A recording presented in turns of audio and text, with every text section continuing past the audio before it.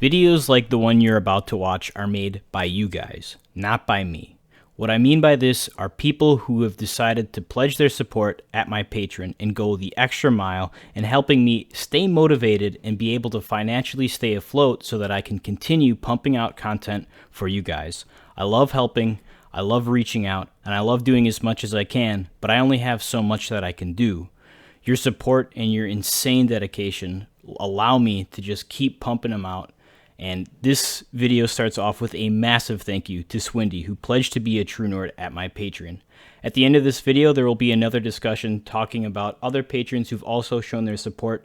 You guys leave me speechless. I have no words for how thankful I am for you. But enough of the sappy shit. Let's get into what you came for. Some hardcore, good Elder Scrolls Online content. This time with the Bloodletter. Greetings, Gilliam the Rogue here with another Elder Scrolls Online build video.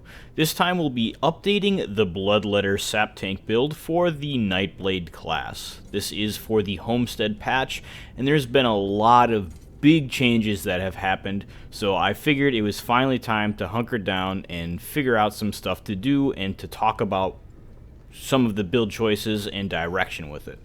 So, first off, let me state, this is by far not the best tank build out there. This is not going to be focused on trials. This is not going to be focused on min-maxing the most efficiency. This is more of a fun build that everyone can use, that's really easy, and allows for versatility in group composition, mainly in 4-man PvE.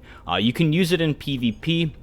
The nerfs to proc sets have hit it a little bit too hard. I really think that the sap tank needs some love there, but still, it is an option for larger group stuff. But yeah, the direction of this build is going to be focused on 4-man builds where you can tank and heal. You'll be doing quite a bit of damage as well for the average tank roll, but you're going to be a little bit more selfish. We'll still be running aggressive Warhorn and bringing group utility in that form, but we don't necessarily buff our allies like other tanks do. Instead, we open up roles and allow 3 DPS to be ran instead of 2 DPS, or allow more versatility in our group composition and just allow for a more fun, relaxed build instead of some min-max crazy focusing on all of the top tier stuff that not everyone can use. So, without further ado, here is the Bloodletter. First off, let's talk about racial choices. The best race for this build, and for all tanks in the Elder Scrolls Online, is Argonian. Yes, you heard that right. Argonians have so much going for them in terms of tank. Argonians have 9% bonus health, almost reaching the power of the Imperial, meaning they're going to have a very hardy health pool, allowing us to focus on other stats instead of reaching the 25 or 30k for trials. They're going to have 3% max magicka, meaning they're going to be able to spam more abilities from their class lines that give them buffs, heal themselves, or so on. They're also going to have unparalleled resource management. Whenever you drink a potion, you will receive 12% of all of your resources. That is health, magicka, and stamina. Meaning, if you drink a tri-potion, as an Argonian, you are almost doubling the effect of it because you're getting so many resources back. It also means that if you want to save money, you can drink garbage potions like these that just drop from enemies and almost get a tri-potion out of them. So they're very, very effective. They have great resource management, and they just have a lot of free stats. And then they're also going to have a 3% bonus to healing done and received, meaning their own healing will be 6% stronger on them, 3% stronger on their allies, and they will take 3% additional healing from allies. So a very, very optimal role for what we're doing with this build and tanks in general, because resource management is one of the hardest struggles. So a tri-potion every 45 seconds if we're drinking potions off cooldown, well, that's amazing. Second race option in my opinion, is High Elf or Dunmer for this build in particular, because they're going to have a lot of max magicka. Now, I like Dunmer a little bit more because we're also going to have some max stamina with that, and stamina is very important as a tank. However, it's not as important for the Nightblade as it is for other tanks, because we have something called siphoning attacks, which will make us able to get away with next to no regen, next to no cost reduction, and next to no we don't have to worry about stacking high resource pools because it's a flat base instead of a percent based. So that's why I really like Dunmer. It's going to give a little flat bonus to stamina. It's going to have 9% max magicka, some fire resistance, and then extra damage, although that's really negligible because we're not focused on damage. High Elf is another good one because it's going to have 1% more max magicka than the Dunmer, so that means we're going to heal more with our abilities and whatnot. It's also going to have 10% magicka regen, and our biggest issue with this build is magicka sustain, because we're spam casting abilities, because we're healing, we're taunting, we're doing all these crazy things, so 10% extra regen just helps buffer up our resource management. And then they're also going to get 4% elemental damage increase, literally useless with this build, because we're not running any elemental damage here. Everything is magic, physical, or poison, so don't really have to worry about that. Other options that are decent are Imperial and Orc, because they're going to have nice health and stamina pools. The Orc is going to have some healing as well, so those are options. And do you need to min-max as this build? Not by any means. You can really get away with any race as a tank in ESO. There isn't much of a forced min-max on the tank role in this game, because what they have to do isn't so much about numbers, but more so about gameplay. And a good player can alleviate numbers and whatnot. So you do not need to be one of the races I've listed, but if you're looking to specifically kick ass with this build, or just a tank in general, I highly suggest Argonian if you can get over their ugly looks, or use a polymorph or something. Alright, number 2, let's talk about consumables. Consumables are going to be very varied for this build, because we're going to be changing up a lot based on our surroundings and what gear we're running. So as for food, I really have 2 options for food, and that is Orzorga's Red Frothgar. This is what I like running with groups that aren't min-maxed, aren't like when I'm pugging or with newer people trying to learn and everything's relaxed. This is going to give us lots of max health, so we're going to be at a hearty health pool so we don't get one-shot, and it's also going to give us a lot of magicka sustain, allowing us to just pump out the heals and never have to worry about sustain, because siphoning attacks cost magicka, but it's going to give magicka and stamina. So as long as we have magicka, that means we have stamina. So I really like Frothgar for the more relaxed stuff when I need to just dish out insane healing and not just permablock. Our other option is Tristat food, and I'm just using any of them. Any C150 will work.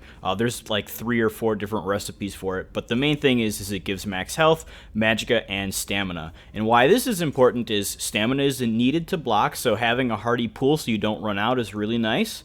Max magicka means we're going to have more offensive and defensive capabilities, because we're going to be able to cast more abilities, more healing, more damage, and then again max health so we don't get one shot. So a very balanced stat or food to use. And then if you're going crazy damage healing, then you can run by health magicka food, but your stam pool will be dangerously low. So this is more so if you're not blocking as many attacks. This is more if you're running like a normal dungeon or a vet dungeon that isn't really difficult, where there isn't 50 mobs you have to keep aggro on and it's kind of just go in, nuke it all. Then you can run this, although I really don't ever end up doing that. I always go in between these 2 foods.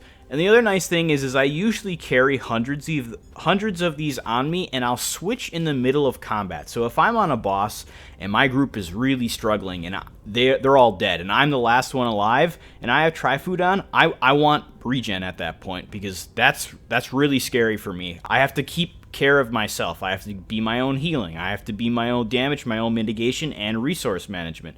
So Frothgar is going to be that, and you can swing in the middle of combat, so I really suggest doing that as well. That's a very min-maxed approach for maximizing your efficiency in combat. It's going to cost a little bit more than just using one or the other, but food is relatively inexpensive, and you can find tons of it in guild kiosks, or people just give it away.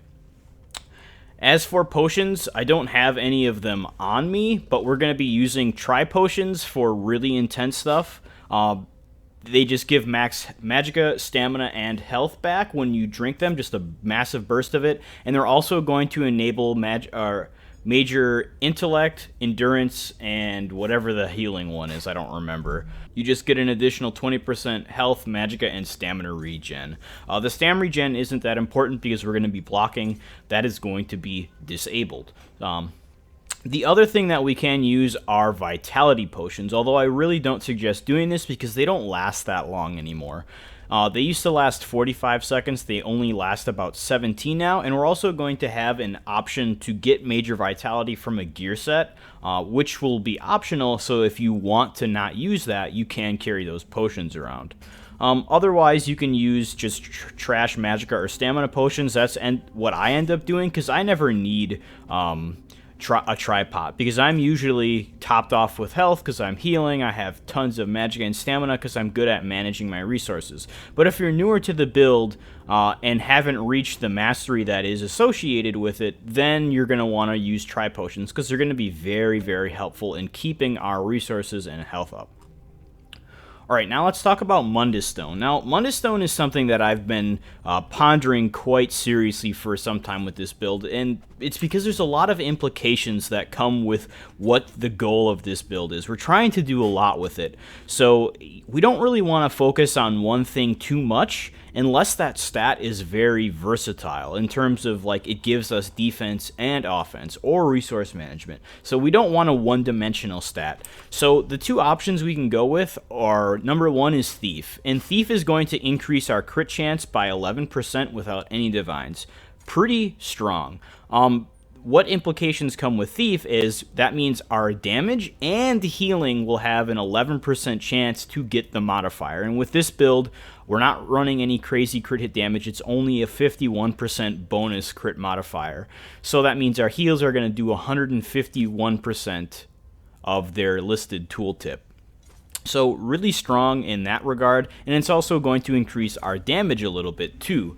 But the main issue with this is that the Bloodletter is focused around proc sets. Yes, we're still using proc sets in Homestead. I know that they can't crit. I know that they've taken a big hit, but they're still really, really strong for what this build is trying to do. Like I said, this build is not about min-maxed efficiency, throwing out massive buffs for the group. I'll talk about options for that in the more meta approach, but the identity of this build is something fun, something easy, and something that you can literally walk in and solo really, really difficult content in.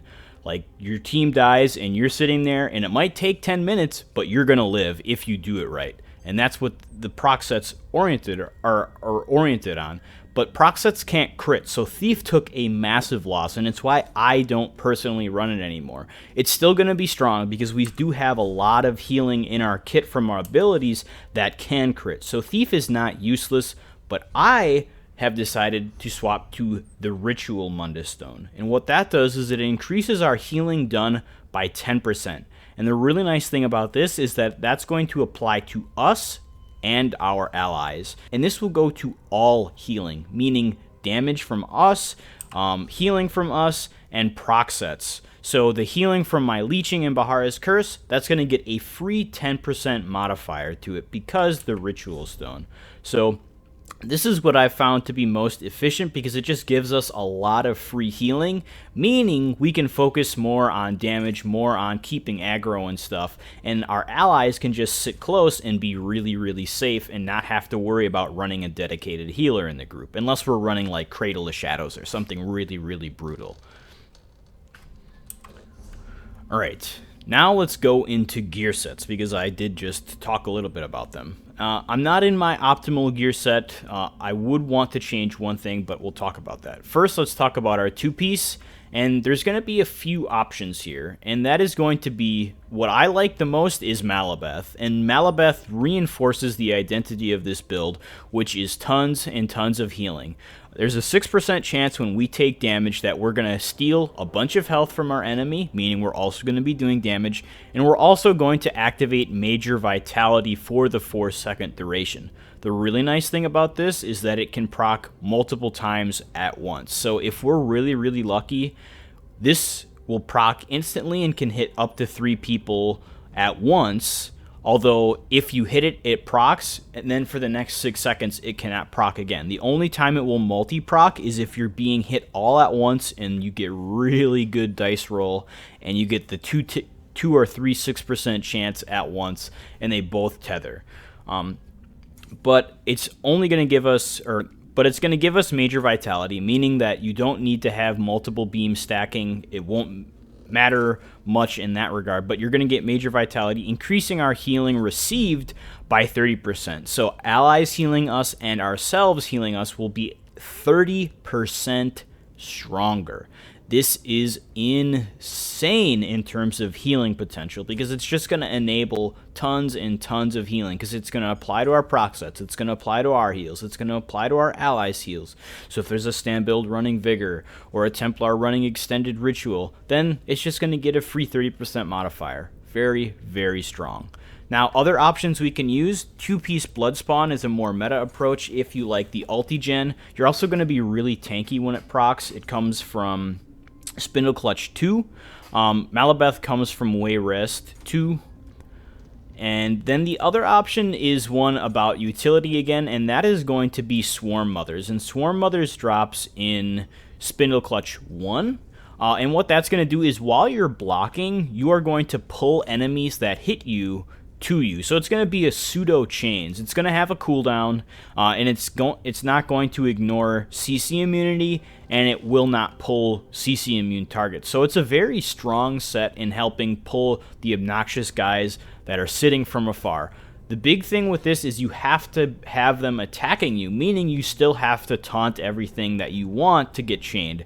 So you have to kind of give and take with it. You have to give it a lot. You have to taunt. You have to spend the resources. You have to be blocking.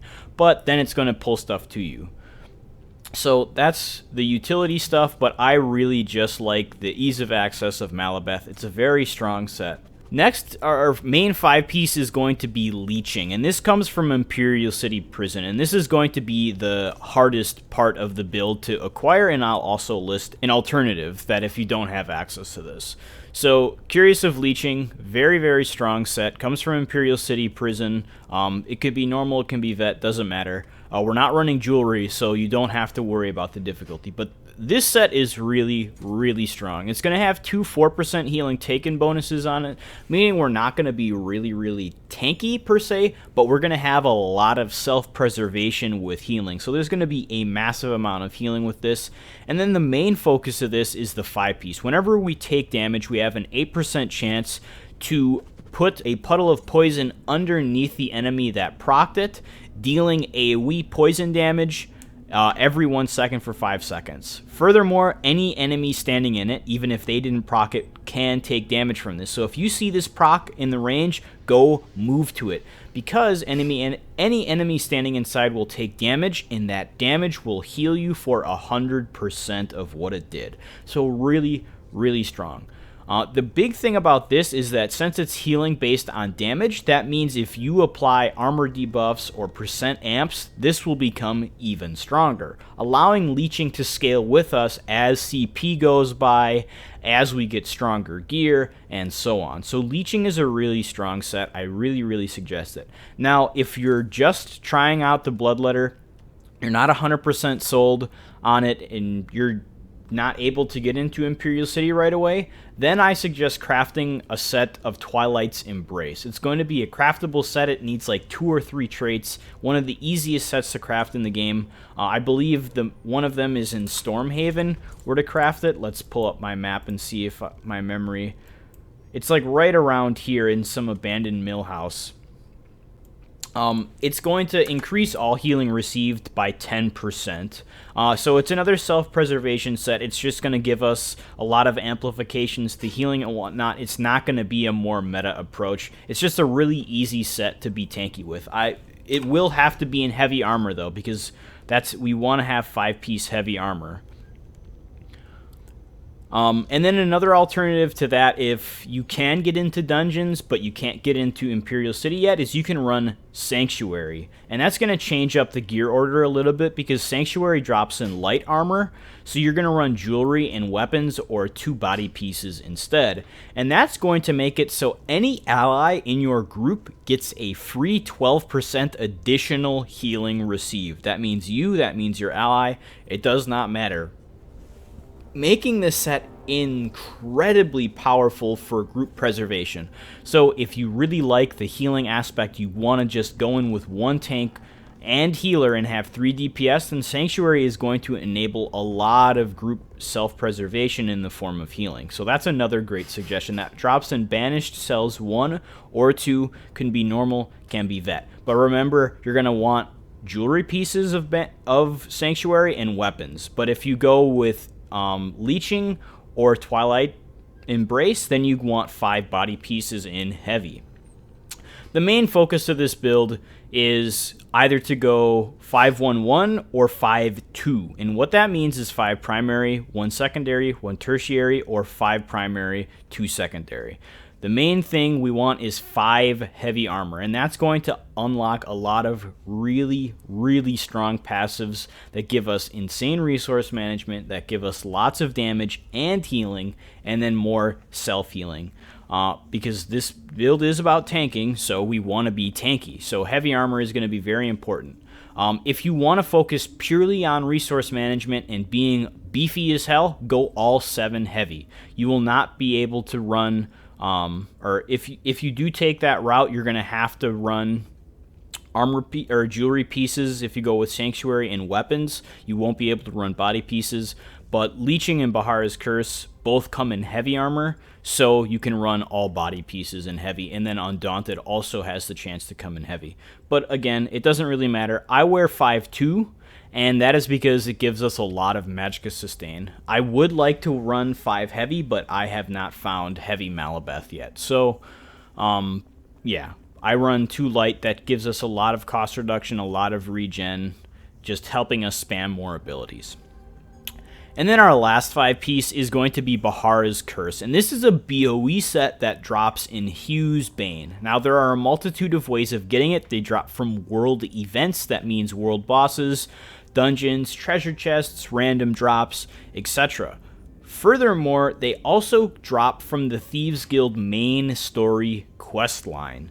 You'll get a little bag at the end of every quest, and in it will be a random set piece. This is the way to find the most rare Bahara's Curse pieces, because the drop table for that is really, really great. It has heavy armor, it has jewelry, it has weapons. It's awesome.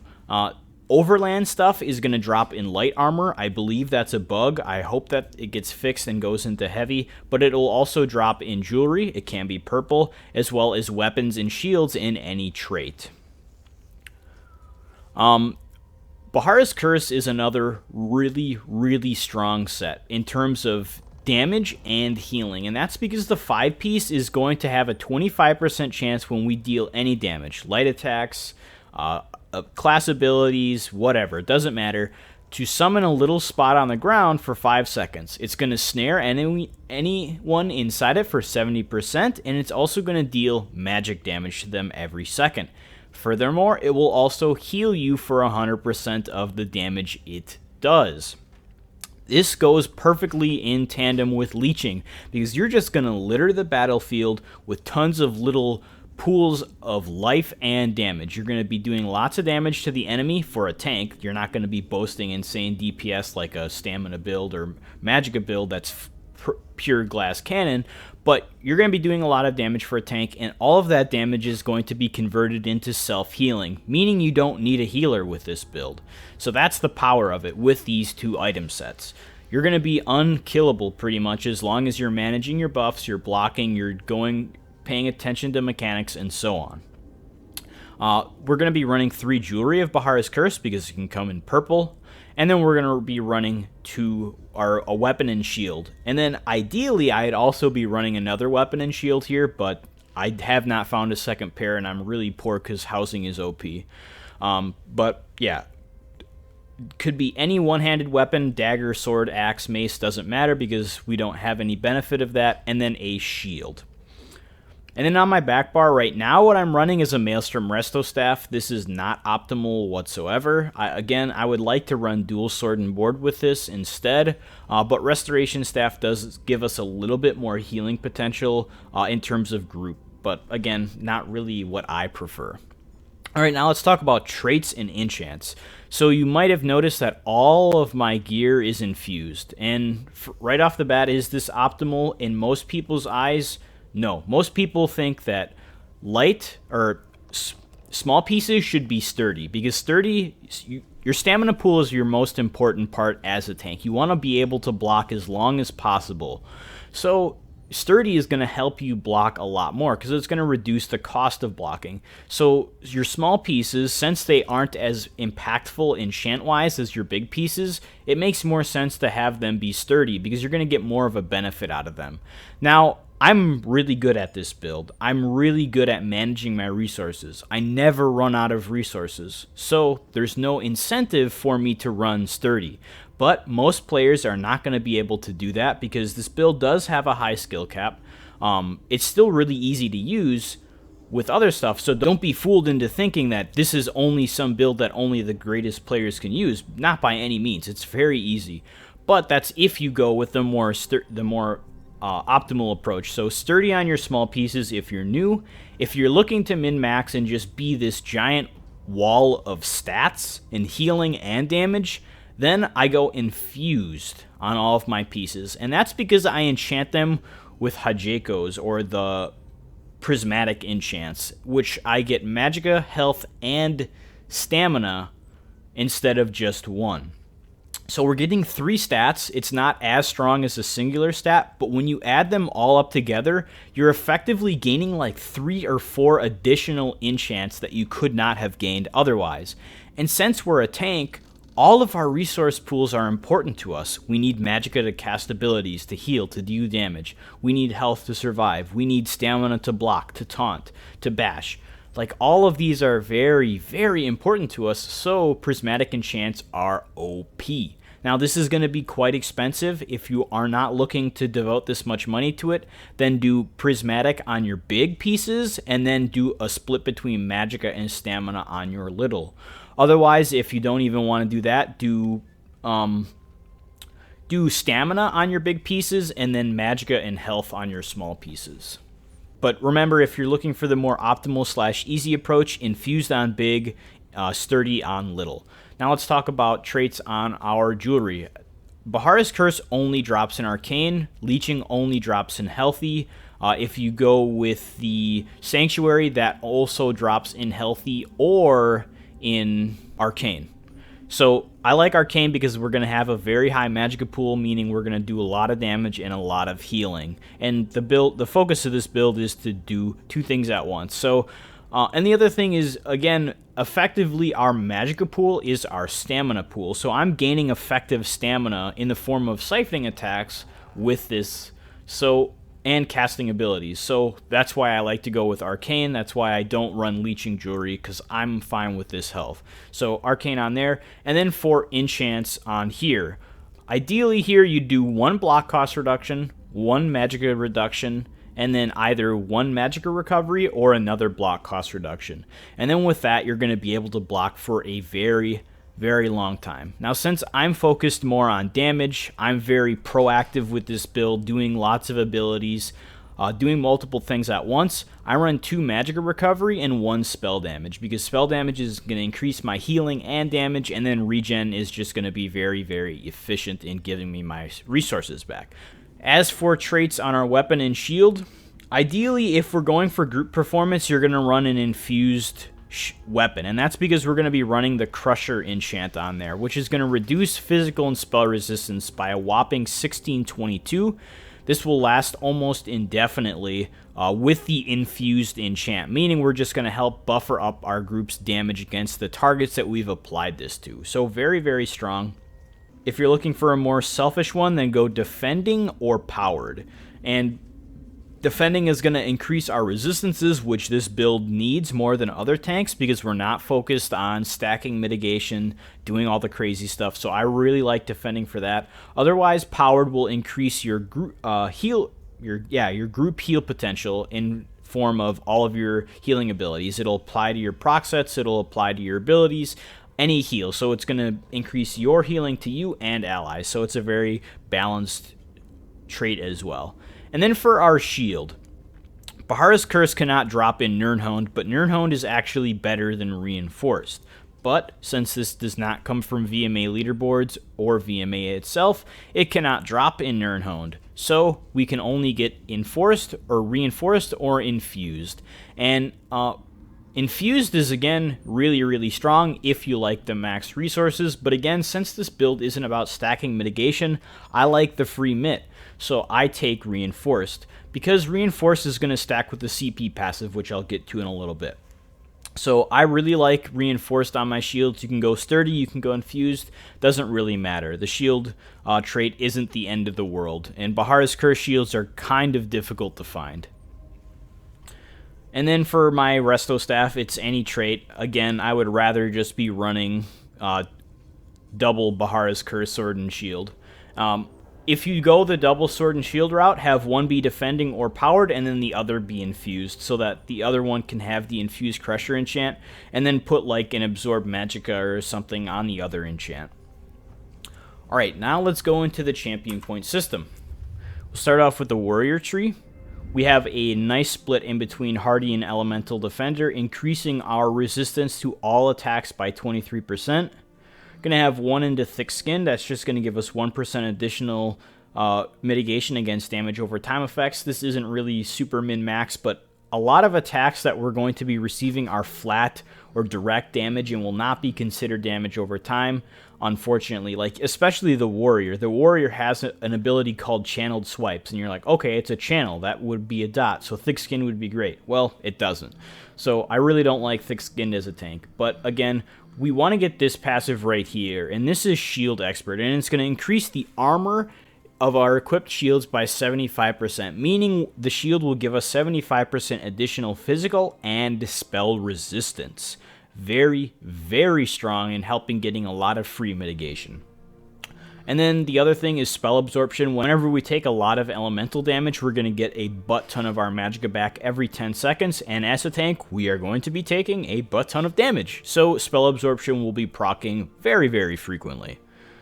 And then Unchained is nice if we ever get CC'd. We can cast a taunt immediately after, or cast an ability like Absorb Magic and just have it be free pretty much. And then in the Lord, we have a whopping 20 points in the quick recovery. This helps us buffer up our healing received. So any healing we do or take from allies or ourselves will get an additional 6.1%. Expert Defender is going to reduce damage taken from light and heavy attacks. Guess what? Most of the damage we will be taking as a tank is light and heavy attacks. You could probably pump this up even more if you wanted. I don't really do anything into Bastion or Heavy Armor focus. It only gives physical resistance instead of armor, so you're not getting physical and spell. And I really like the duality of these and just how efficient Hardy and Ally Defender are. Alright, now into the Thief Mundus. I have 100 into Magician. And that is because most of our abilities cost magicka. Our stamina abilities that we're going to be casting are not spam casted. They have a very long window of their effect, so there's no reason for us to be stacking a lot of Warlord or anything.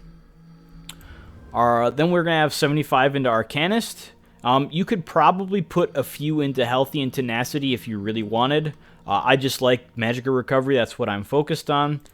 And then we're going to have 25 into Shadow Ward, helping us reduce the cost of block by 9.5%. Now, the amazing thing about this build is that I do not need any Shadow Ward points. I have them there because it makes it easier. I don't have to go as tryhard, and it's more accessible. But again, with this build, siphoning attacks is really, really strong. We don't need any block cost reduction because our stamina is going to be perfectly fine. So if we want more regen or return from heavy attacks or whatever, then we don't need Shadow Ward. But again, Shadow Ward is very easy. It makes us not have to go as tryhard and just relax a little bit. So Shadow Ward is a very good passive. And then into the Mage constellation, we're doing a big dump into Bless. This is going to increase all of our healing done, meaning healing on ourselves and our allies that we initiate will be increased by a whopping 25%. I'm going to put 1 into Elfborn. This is just a min-max, or this is just to get a free additional calculation in the tree. It's just going to give us 1% additional healing when we crit. Again, since we're using proc sets, I don't dump a lot of into Elfborn anymore because they cannot crit. But still, it's not useless. It's kind of nice. Going to do 8 into Spell Erosion, and this is going to increase our damage against PvE mobs by 1% roughly, meaning our healing will be 1% stronger with our proc sets and funnel health. And we're going to do 75 into Elemental Expert. This is going to bolster our damage with Flame, Frost, Shock, and Magic, meaning Bahara's Curse, funnel health, all that stuff that's based off of damage will now give us more healing as well. The main focus on here is to nab ourselves Vengeance. We're going to be blocking lots and lots of attacks, so we're going to get a free crit hit with our funnel health or something every 10 seconds or so.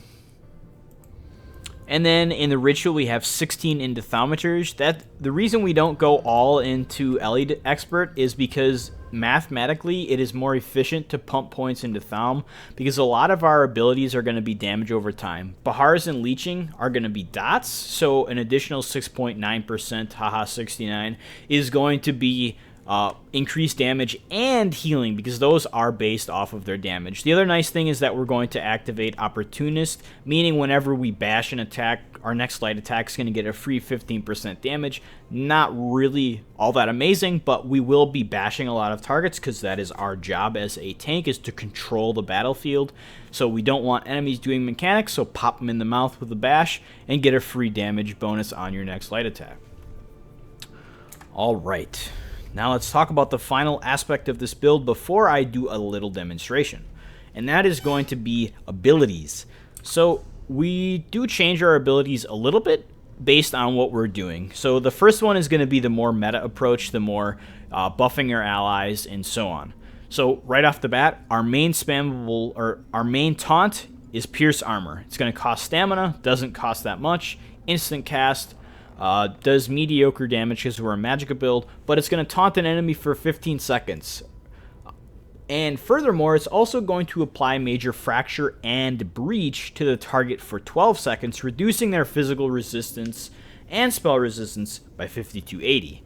This is about 10.56% damage bonus in PvE application, meaning when this is applied to enemies, your teammates will be doing lots and lots of free damage. So, the duration is 12 seconds, Pierce Armor is 15. That means you need to cast this every 12 seconds, not 15. This should not be an issue because you're doing content with only one taunt. There is no over-taunting in solo application. You can spam it all day long to your heart's content, does not matter. The main focus is to keep up that Fracture and Breach, do lots of deeps. Amazing. Next ability, there are 2 morph options here. The reason I have this one is because I came from VMA just a little bit ago, so I don't have the proper morph. The proper morph that we're going to be taking for this is called Funnel Health.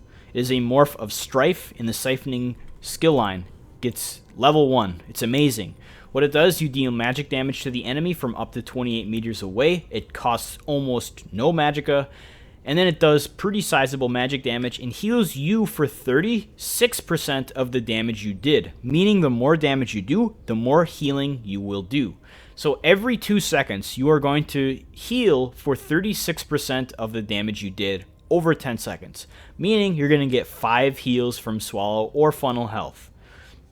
Now, the morph distinctions here are Funnel Health will heal you and an ally, while Swallow Soul will only heal you. Your job for this build is to heal you and your group, so you want to take Funnel Health.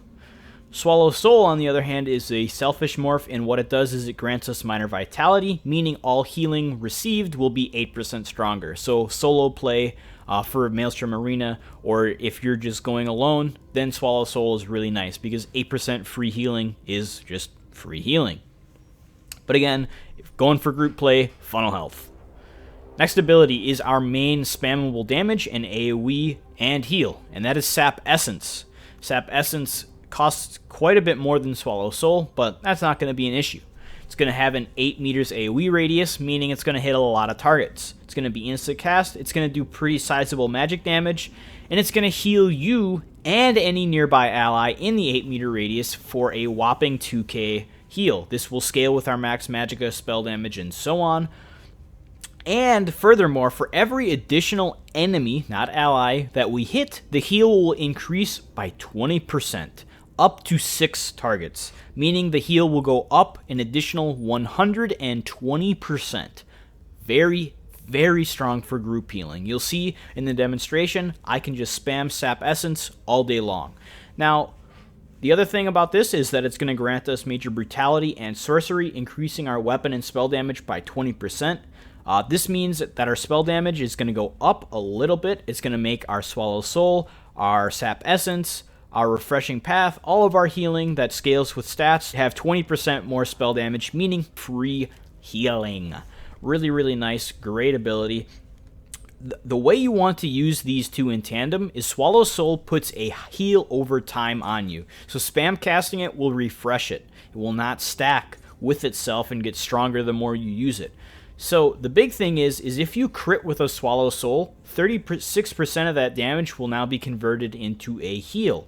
But then if you cast it again and you don't crit, now the heal that you're receiving is smaller because you've refreshed it. So the big thing to do about this is to use Swallow or Funnel Health once every 10 seconds and then spam Sap Essence, because Sap Essence is going to heal you for more. It's going to not refresh your Swallow Soul, meaning you're going to get them both at the same time. So, and then Sap Essence is going to have AoE healing. So that's the way to use these skills. Next ability is a passive / somewhat active ability, and that is Absorb Magic. This is a fantastic ability. It's going to reduce the cost of blocking by 8%. It's going to increase our block mitigation by 8%. This will be mitigated by the flat 50%, so we get 4% free mitigation while blocking. And then it's going to have an active component that whenever we activate it, we're going to get a quote-unquote damage shield. But the next spell projectile, it has to be a spell projectile, not a bow or physical one, that is casted at you, that shield will absorb the X amount of damage. You'll take whatever extra damage there was. Most times this will consume the entire effect, and then you will heal yourself for 22% of your max health. Absorb Magic is one of the most busted tools in staying alive against the odds. There are tons of fights in this game that you can literally be invincible with Absorb Magic. The best fight that comes to mind is Lord Warden in Imperial City Prison. Hey, guess what? You're going to be doing that quite a bit to get that leeching. So, Absorb Magic is your friend. All of his attacks are ranged projectiles. That means if everyone in your group dies and you're sitting there alone and you want to res people, or you want to be a god in 1v1 Lord Warden, all you need is Absorb Magic, because you're going to negate his damage and you're going to heal yourself while doing it. So the best way to do is, if your group dies, place some healing on you, do a Swallow Soul, place a Refreshing Path, pop Absorb Magic, and begin rezzing. You are going to be invincible for that duration. Really, really strong tool, and then it gives the passive added mitigation and cost reduction. So amazing ability. And then our last ability is the OP, the godsend of why Nightblade tanking is actually kind of a thing.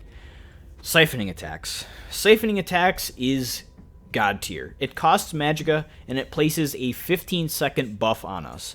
Anytime within that 15 seconds we light or heavy attack, we will instantly get 1090 magicka and stamina back. That means every second, if we are weaving properly, yes, we will be weaving as a tank. Yes, it is difficult. That is the mastery part of this build.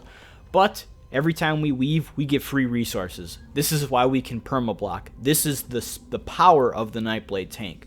Furthermore, all other direct damage attacks, other than light attacks, so that means puncture, swallow, sap, all that stuff, that's going to have a 10% chance to proc and give us an additional 2181 magicka and stamina back. So siphoning attacks is going to be procking like mad, especially in AoE with Sap Essence. We can literally sit here and spam cast this all day long because it's just going to be procking like crazy, and we're going to have infinite resources. This is why we don't need 30k stamina as a tank, because we have infinite sustain anyways, and there's no attack in the game that's going to drain all of your stamina in one hit. So this is the reason it's really, really amazing. And then we're also going to get a passive healing bonus for slotting it on this bar, and we don't have to worry about bar swapping if we want to maintain our resources, so that's why I put it here. And then our ultimate is Soul Harvest. This will be here for a passive gain in the form of hemorrhage, meaning our critical hit damage will increase by 10%. This applies to healing as well. Furthermore, anytime we get a killing blow, yes, you heard that right, as a tank, occasionally we will be getting killing blows, we get 10 ultimate. This allows us to throw out more utility or more group damage. Very, very strong ultimate. Cannot speak highly enough of it. Now onto our back bar. Again, this is going to be what I'm running. Ideally, we would change things up. I'll talk about that. But on my resto bar, again, this should be a sword and board, I have Inner Rage. This is our ranged taunt. This thing is amazing because it has a 38% chance to apply the Radiate synergy that one of your group mates can activate. And Radiate is one of the strongest synergies in this game. People really don't understand it for some reason. Radiate has a dot and an initial hit component to it. You place it on an enemy. For the next 2 seconds, they take tons of dot damage, and then after 2 seconds, it explodes for massive AoE damage. In a pretty noticeable range. I believe it's like 5 or 8 meters AoE radius, so it's really big. It hits tons of enemies. It does lots and lots of free damage. Furthermore, it can be empowered by Maelstrom daggers. Yes, because it has a single target damage over time component to it. So if you see the Radiate synergy pop up and you're running Maelstrom daggers, you're staying strong as stamina build in 2017, Divines bless you, you're going to do a lot of damage with Radiate. It's fantastic. And then it's going to do magic damage, so it does favor magicka builds more, but it does not matter. Stamina magicka, it's a fantastic ability. It does more than any spammable in the game. It gives resources back from passives. It gives ultimate. It's just fucking great. So I like using Inner Rage as my main taunt more than Pierce Armor, as long as Fracture and Breach are applied, because Radiate is OP. It's also going to have the ranged option, so hitting those guys in the back, very, very helpful. Alright, next ability is a Flex Spot. Since I'm running a Resto Staff, I am running a Resto Staff ability, and that is Rapid Regen. It's very low maintenance. It hits 2 allies. That means if you are in a 4-man, you'll have to cast it twice, and it just puts a heal over time on you. It's really, really easy to use. You just pop it on, bar swap, and you get free healing every second. Really, really nice. Look at how free 3.3k healing without any buffs on me. And I'm a tank. Like, okay, free healing. Woohoo. Really easy to use. Easy to manage. Doesn't cost that much magicka. Super simple stuff. Now, if we were running dual sword and board, we could run any ability here that we wanted. We could double bar absorb magic. We could run a gap closer if we're doing content that has lots of ads moving around. So run like shield charge or invasion or whatever. It doesn't matter. It's really nice. Or you can run heroic slash if you want a little bit more ultimate generation. Our next ability is Refreshing Path, and Refreshing Path is going to have 2 components. It's going to last 11.5 seconds. It's going to cost a hefty amount of magicka, but it's going to do a lot for us. It's going to deal magic damage in the AoE, and it's also going to heal allies in the AoE, as well as ourselves. Furthermore, since it is a shadow ability, it will proc our Shadow Barrier passive, giving us major ward and resolve for a duration. Now, it's not going to last 11.5 seconds, so we cast it here, and since I'm not in full heavy, I'm not in 7/7, it's going to last 9 seconds. Meaning we're going to have to cast it more than once per 11.5. If we were in full heavy armor, this would line up perfectly if we keep up Refreshing Path. And Refreshing Path is pretty strong. As you see here, it's healing quite a bit, almost 3k. That's almost as strong. So just with these two abilities, I'm healing 6k every second when I'm critting, or 4k every second when I'm not. So a very, very strong heal. And again, that's unbuffed. This will be further amplified when I have Major Sorcery and all that stuff. So really, really like Refreshing Path. You just have to stand inside of it. So your allies are taking lots of damage, tell them to stand in your path. Free healing. Our next ability is Dark Shades, and the reason we run this is 2 reasons. Free health for slotting, another chance to proc our Shadow Barrier, and to apply Minor Maim. This is why I do not front bar Heroic Slash. Most tanks say you need Heroic Slash. Nah, not with the Nightblade. The Nightblade has a much more efficient Minor Maim because Dark Shades lasts 20 seconds. Minor Maim is applied for 4. That means it lasts 24 seconds. So we have a very long time in which Minor Maim is applied. So what this does is you pop it, 2 little dudes come around, they operate as pets, they follow you, they do piss poor damage, they're awful, but the big thing is anytime they attack an enemy, they apply Minor Maim to them. That means they can apply Minor Maim to multiple targets because they will go around and do whatever the fuck they want. So Dark Shades, very, very efficient way of applying Maim. In group AoE situations, what you can do is if you want to maim everything, like that's what you want, that gets you going in life, then take the other morph of Heroic Slash. It's called Deep Slash. It's going to hit Minor Maim on up to 3 targets. It's going to do AoE cleave damage. It's going to snare. Everything is great. So if you want AoE Minor Maim, then take the other morph of Heroic Slash. Otherwise, you just use Dark Shades. This is what I like. It's easy to use. It lasts a long time. Tons of free passives. It's great. Our last ability is Mirage, and this is going to give us our Major Evasion, giving us a 15% dodge chance. It will also activate our Hemorrhage passive because it is an assassination ability, meaning we don't have to worry about losing stats.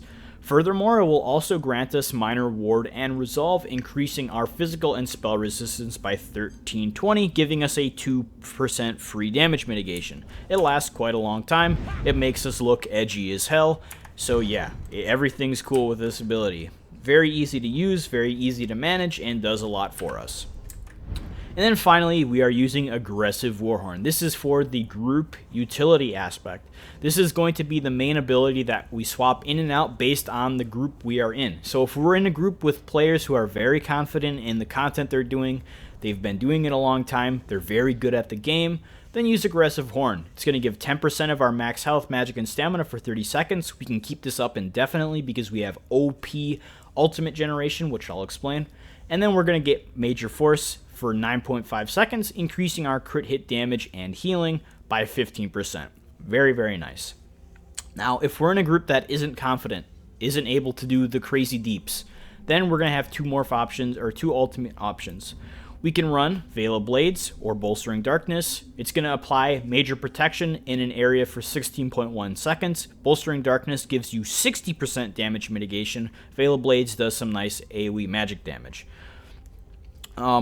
Pretty simple. Major Protection makes you tanky as a bitch, makes you very hard to kill. The other morph, or the other ultimate, is Soul Tether or its morph. And Soul Tether, great ultimate, very cheap. AoE stun, heal. Soul Tether only heals you. So it's going to be for you. If you want to go in and hit those 6 mobs, go in, Soul Tether, AoE stunned, then taunt them while they're stunned. You're going to be invincible while it's up because it heals you for a lot. It does pretty nice damage.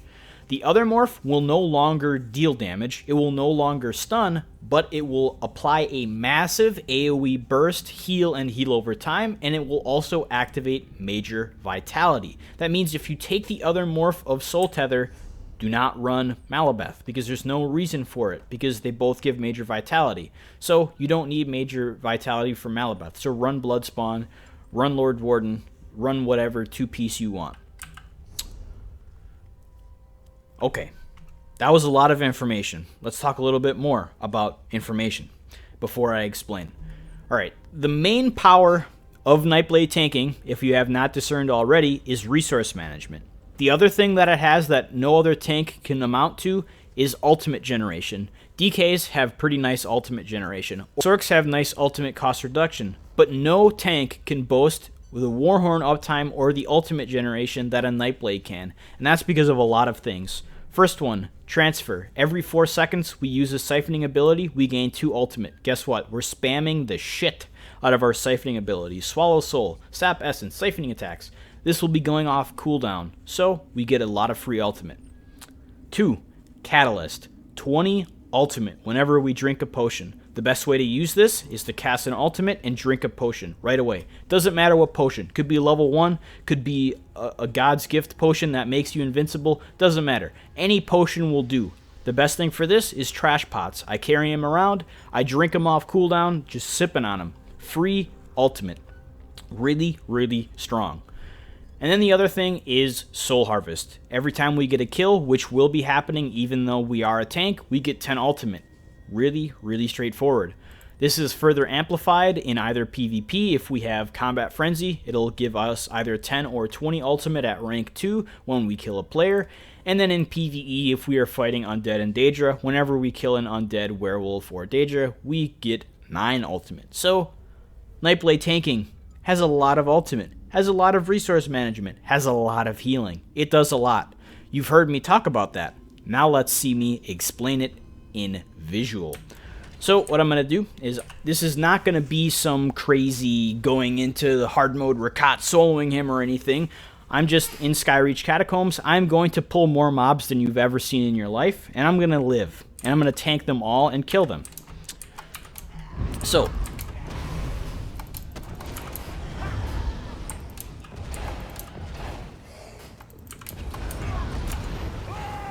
main thing here is I'm just buffing up, keeping my stuff, and then I'm keeping my hots running.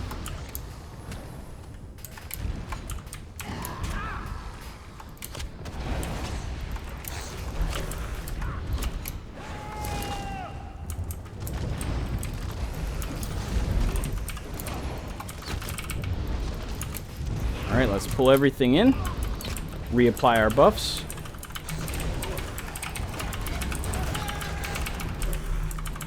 And get to it.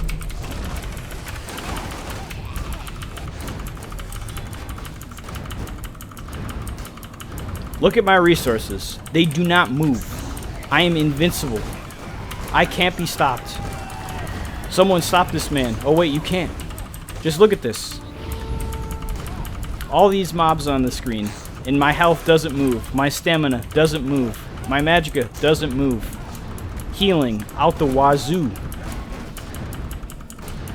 If someone saw this happen, they'd think I was using cheat engine. Well, I'm not. I can guarantee that. All it is siphoning attacks and my heals. Put down my refreshing path. Boom. Look at this. Drink a potion, get some ultimate.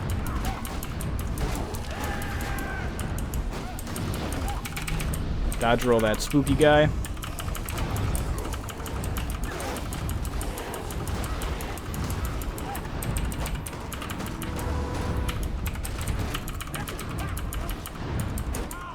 And you notice my stamina starts to dip when I take off siphoning attacks. So that is the power of siphoning attacks. And I'm not even weaving right now. Let's start dropping block and getting after I CC break. Alright, well, let's start dropping block a little bit. So I'm taking a little bit more damage than I normally would because I do drop block for a fraction of a second when I go to weave. But look at how much extra stam I get from this. So when we're tanking bosses, that's going to be a very risk-reward thing to do that we don't always want to do. We don't always want to be dropping block. So we're going to have to be more conservative and more careful. We have to watch the enemy's attacks. If he's doing a heavy attack, don't drop block. If he just finished a heavy attack, alright, you have a few second window where you can drop block.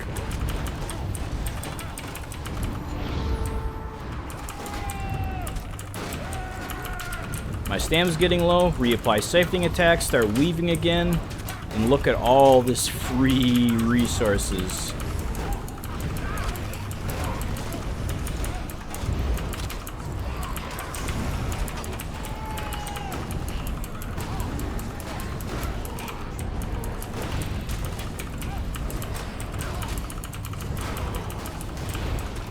Oops.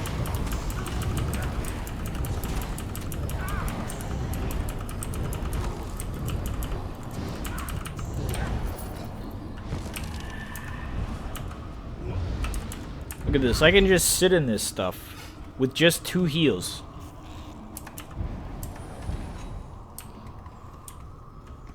Alright, let's... Alright. So yeah, very, very easy.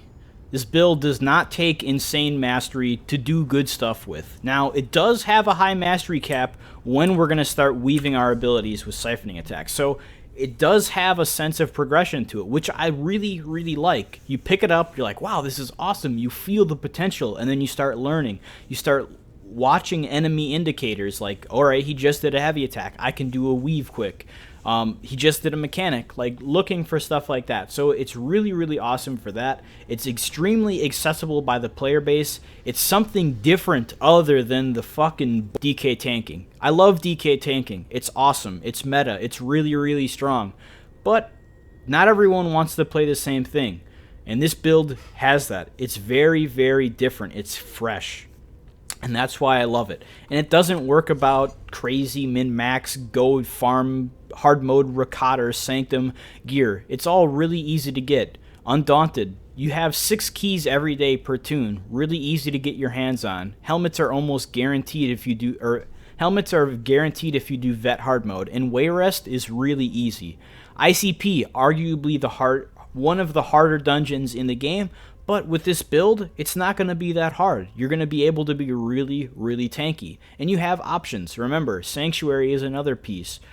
Twilight's Embrace is another one. And then Bahara's Curse. BOE drops from world events. Really easy to get your hands on. Very strong. Let's quick open up and look at the damage. So Sap Essence did 41k DPS.